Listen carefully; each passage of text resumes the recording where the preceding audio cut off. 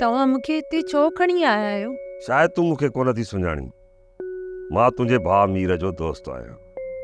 उते तुंहिंजी ज़िंदगीअ खे ख़तरो हुयो, उन करे तोखे हिते वठी आयुमि।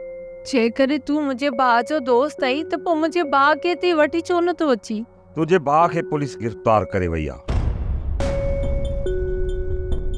जेसि ताईं उहो आज़ादु नथो थिए, तूं असांजी महिमान आहीं। छा मुंहिंजे भाउ खे पुलिस गिरफ़्तार कयो आहे? हा, पर अदा जे मथां त को केस बि न हुयो। पर नवाब खान जा 2 माण्हू उते मरी चुका आहिनि।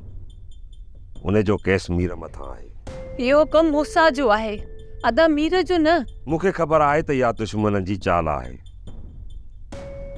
नवाब खान मीर मथां कूड़ा केस आया आहिनि, पर असुल में सूबेदार नवाब खान जो चमचो आहे।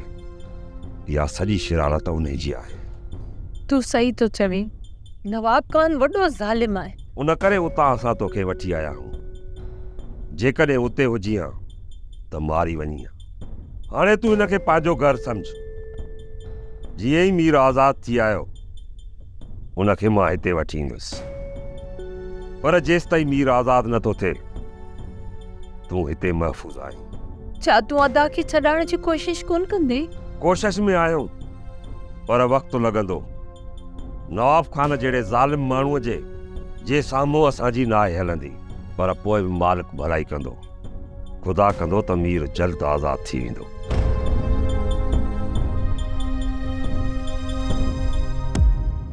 सॉफ्ट सीरियल तकरार तमाम एपिसोड ॾिसो हाणे HD क्वालिटी में। विजिट कयो असांजो YouTube channel Sindh TV HD drama.